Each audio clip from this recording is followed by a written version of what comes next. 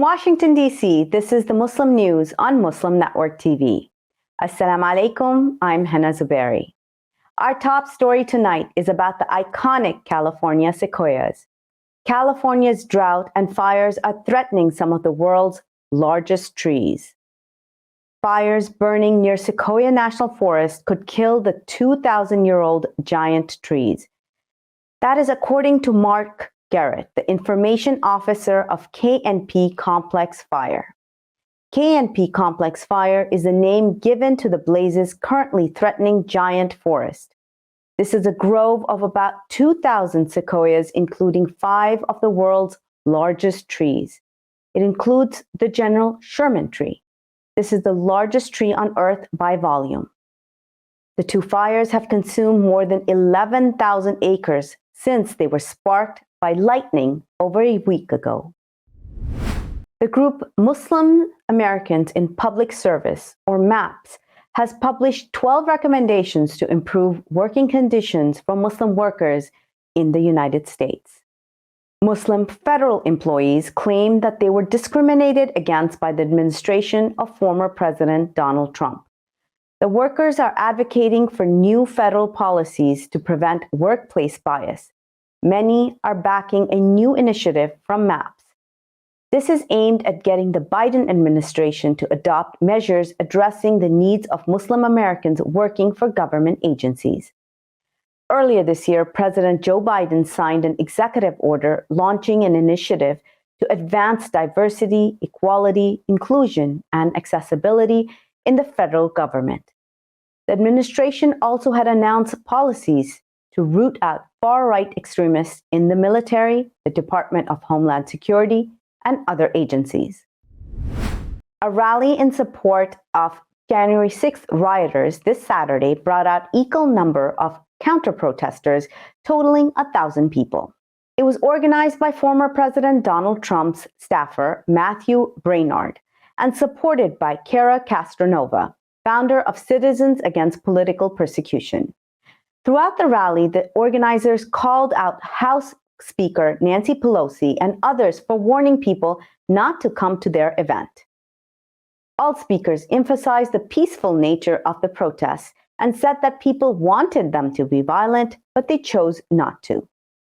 Brainard stressed that he wasn't judging what crimes individuals committed on January 6th, but they deserved access to religious material, lawyers, and due process. It's not clear who is denying them due process. A Muslim woman is seeking $250,000 from the city of Ferndale in Michigan, claiming its police forced her to remove her hijab for a booking photo. Helena Bao was stopped by police on eastbound 8 Mile Road in June. The Michigan chapter of the Council on American Islamic Relations, or CAIR, has filed a notice of claim seeking $250,000 settlement. It is also seeking a police department policy change to allow Muslim women to keep their headscarves on for booking photos. CAIR attorney Amy Ducore said that Bao was searched during her arrest and at the police station by a male officer, while a female officer watched. Bao, who has requested a female officer search her, said she is traumatized by the experience. The Islamic Center of Greater Toledo hosted its 20th annual International Festival last weekend. It featured food from more than 20 ethnicities, pony and camel rides, and activities. Center President Ahmed Touail said that the event provided an opportunity for people to learn about Islamic culture and religion. Each year, the festival draws up to 10,000 attendees from throughout the region. It also generates $50,000 in food and clothing sales. In international news today, about 100 world leaders will meet in New York next week to discuss pressing global concerns, starting with the pandemic. The UN General Assembly seeks to build momentum for an ambitious climate agreement and unity. The gathering comes amidst tensions between the United States and China. Secretary General Antonio Guterres told AFP ahead of the summit that there is a need to re-establish confidence. U.S. President Joe Biden will address the General Assembly on Tuesday. He will also convene a virtual summit on COVID-19 a day later.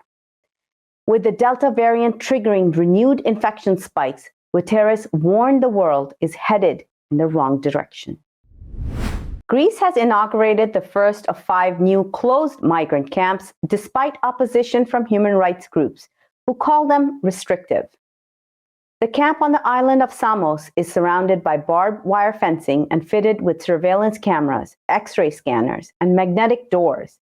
Dozens of NGOs, including Amnesty International, have accused Greece of pursuing harmful policies focused on deterring and containing asylum seekers and refugees. More than 1 million asylum seekers, mainly Syrians, Iraqis, and Afghans, entered Europe through Greece in 2015.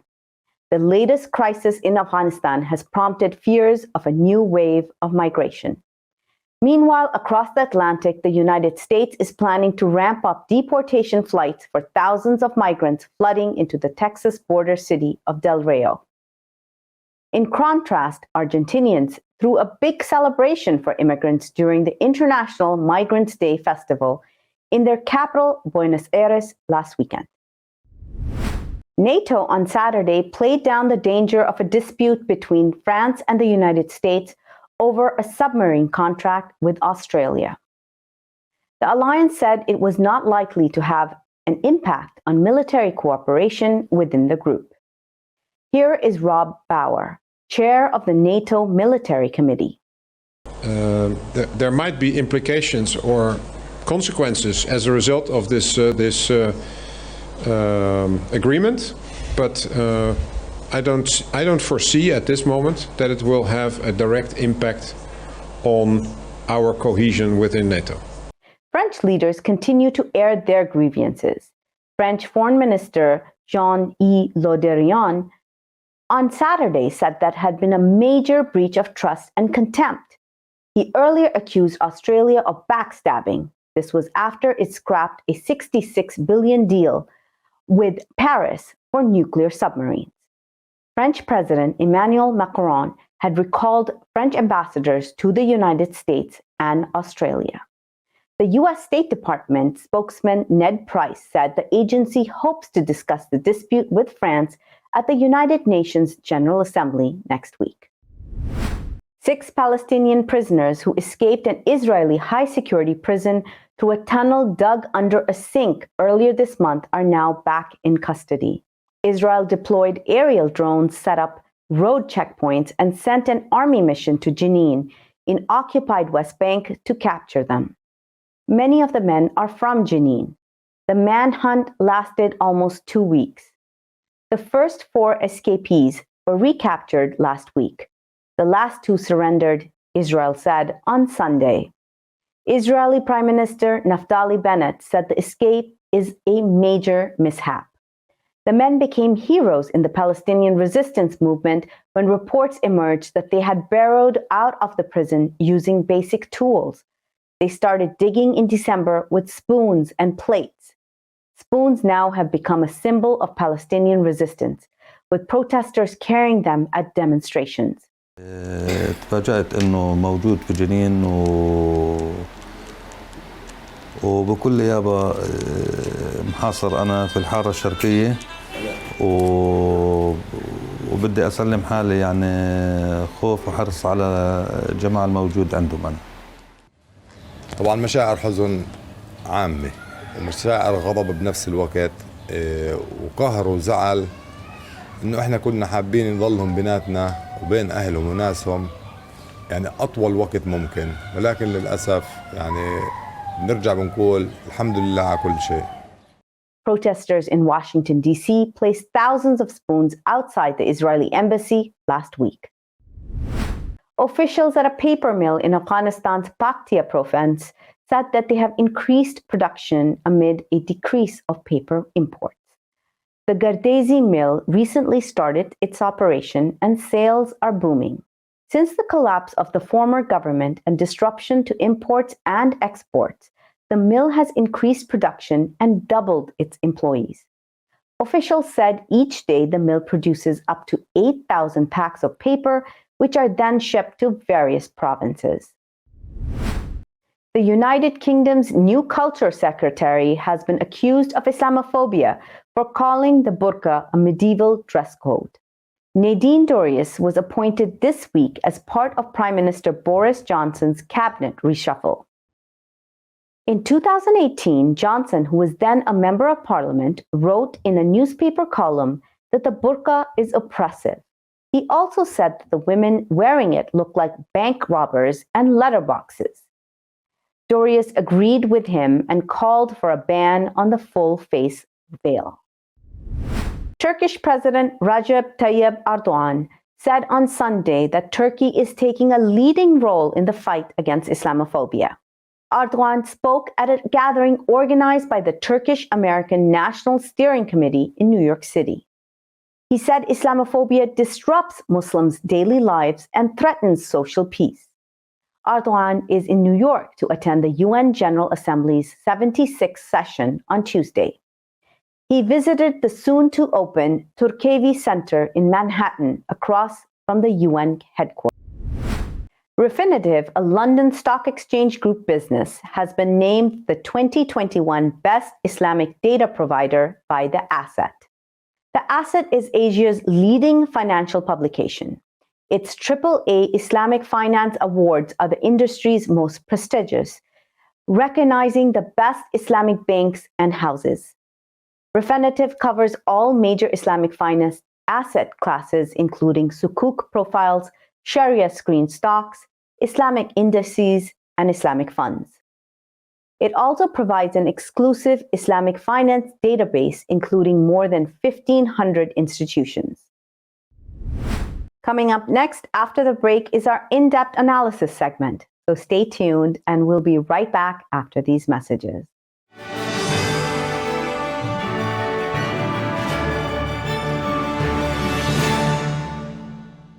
If I could be you, and you could be me for just 1 hour. If we could find a way to get inside each other's minds. Walk a mile in my shoes. Walk a mile in my shoes. Well, before you abuse, criticize, and accuse. Walk a mile in my shoes. There are 16 million children struggling with hunger in America. That's 1 in 5 daughters, sons, neighbors, and classmates who don't know where their next meal is coming from. Yet billions of pounds of good food go to waste every year. It's time we do something about it. Feeding America is a nationwide network of food banks that helps provide meals to millions of kids and families in need. Visit feedingamerica.org to help them feed even more. Together, we can solve hunger. Together, we're feeding America. Despite the development of a COVID-19 vaccine, millions around the world will not have access. We need a vaccine that's free and available to everyone, everywhere. It's time for a people's vaccine. Our fellow Americans. Right now, the COVID-19 vaccines are available to millions of Americans. And soon, they will be available to everyone. The science is clear. These vaccines will protect you and those you love from this dangerous and deadly disease. They could save your life. So we urge you to get vaccinated when it's available to you. That's the first step to ending the pandemic and moving our country forward. It's up to you.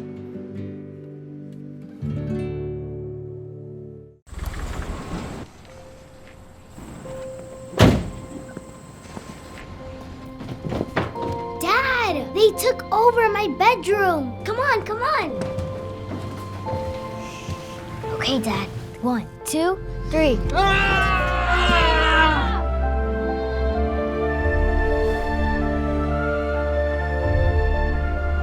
Dad!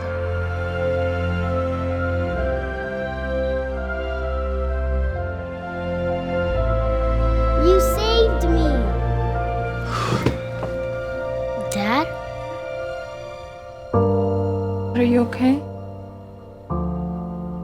I'm fine, dear.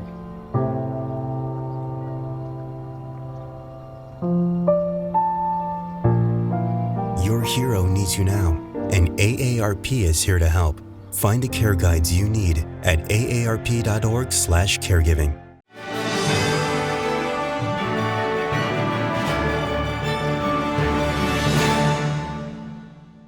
Welcome back.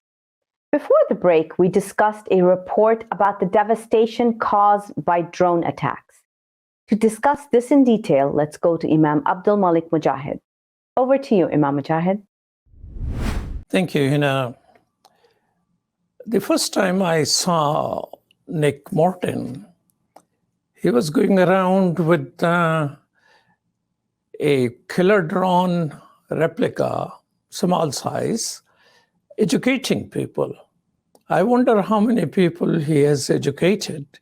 But today we'll be talking to him, Nick Morton. Welcome to Muslim Network TV. Thank you very much for having me on the show. Nick is co-coordinator of Ban Killer Drones, and he's focused on getting a treaty to ban not only killer drones, but also the surveillance drone which go around in the United States. It has been 2 years. In September 19, 2019, there were about 200 laborers in the Nangarhar province of Afghanistan. They were harvesting pine nuts, which is a labor-intensive thing. So people have gathered 200 of them. And since Afghanistan is known for drone warfare, they informed their governor of the province that, hey, we will be doing that. And that letter which they sent actually was shown by the governor to Reuters news agency. So letter did reach them. But as after a day of hard work, they were resting, American drones came and started bombarding them. 30 of them died on a spot. 40 of them were injured, and probably some of them died later. We don't know. We don't know the name of the victims either. Who decided to kill them? What caused for people who are collecting pine nuts to be killed like that? Is anybody going to compensate for their lives? We don't know. Then on the last day America was leaving Afghanistan, we said we killed 2 ISIS operators. It turned out that 3 adults who were killed, each one of them was connected with America, working for the military, working for an NGO and all that. And 7 of them were children. Who decided all of this? Why these people are killed like that? America has apologized. That's an honorable thing to do. But how many thousands of people are taken like that? To discuss with us is Nick himself. Tell us how many people die like this every year. Well, we really don't know the answer to that, but we do know that the very conservative estimate is that 10,000 people in Afghanistan have been killed by U.S. drones, mostly within the last 15 years. But the first drone attack by the United States was in Afghanistan on October 7th, the day of the U.S. invasion of Afghanistan. And so I would say there has never been a U.S. drone attack inside Kabul before. They're very rare, and I'm not sure there have been any in any cities in Afghanistan. These have all been conducted in the countryside. These are very remote places. Reporters have a very hard time to get there for a variety of reasons. And so what happened here is that we have had a drone attack right in the faces of international press, where evidence could be immediately gathered, people could be immediately interviewed, and responsibility could be attached immediately. And this is an exceptional, it's an extraordinary drone killing event, and it's almost on the par of police witnessing the killing of George Floyd or the My Lai massacre, where these behaviors on the part of police have been going on for years and years and years, and then finally there was that moment when people were able to see exactly what had been happening all this time. And I think that's the case here. And we have a situation where the United States government immediately tried to cover this up and call it something else, and then went forward piece by piece, admitting to certain parts of it until they had to admit to the whole thing. This happened during the Obama administration, during the Trump administration, to some degree during the Bush administration. And so this is what we have, an expose before the world of what's been happening since October 1st, 2001. What countries, United States, is currently using drones to kill people? Primary users of drones right now, in addition to the United States, would be Israel, mostly focused on the Gaza Strip, Turkey, very much used against the Kurds, and also being used in Libya. There are Chinese drones that have been used in Libya, but I think by far and away the most combat-used drones right now come from the United States and Turkey. The UK has used American Reaper drones to some effect in Afghanistan. France is using Reaper drones in Africa. But in terms of volumes of attacks, I would say the U.S. is by far in the lead, followed by Turkey, and then maybe the UK and Israel in dealing with what they perceive as their problem in Gaza. So you mentioned America by far is the highest user of these. What countries are we bombing through drones right now? Right now, of course, Afghanistan, we don't know if there are further attacks there. Pakistan, I doubt that attacks are continuing. Attacks may be continuing in Yemen, certainly in Somalia, and then in different parts of Africa, Niger, very possibly in Mali.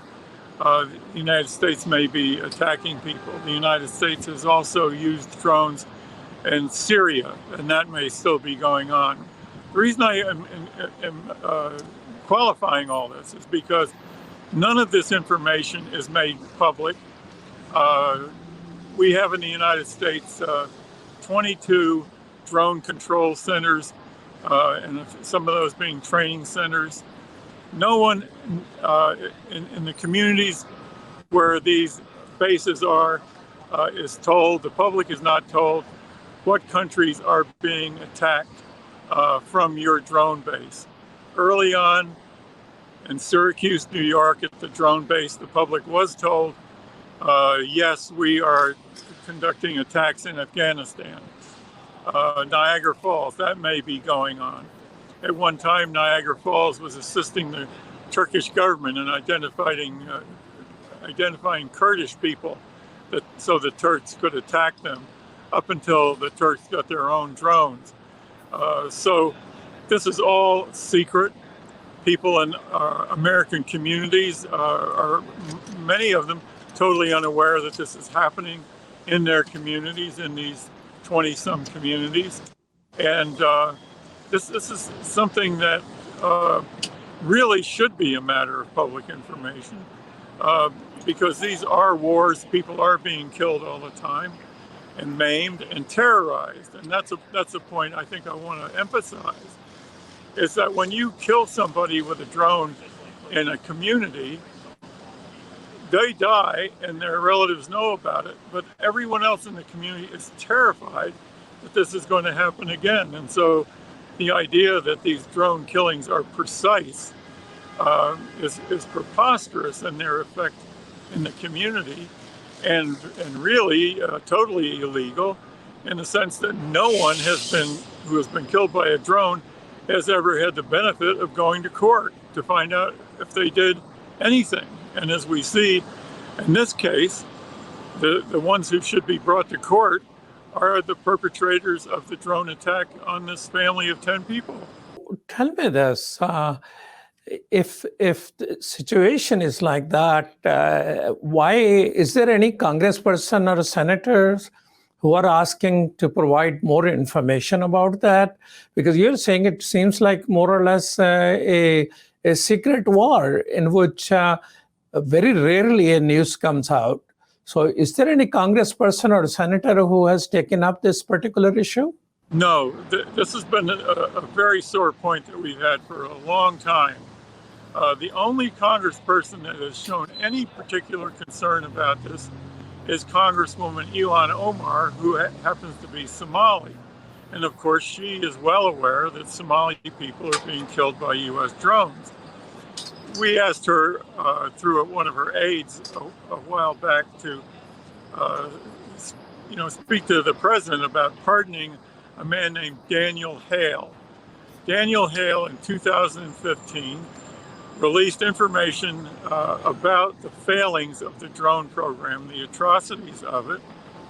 One of the things that he disclosed was that in a 4-month period, a study that the government did found that only 10% of the people killed by U.S. drones during that period were the people who were actually targeted.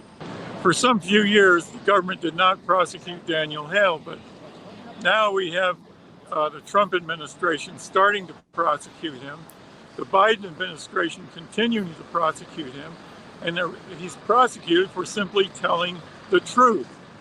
And he's now spending nearly 4 years in federal prison.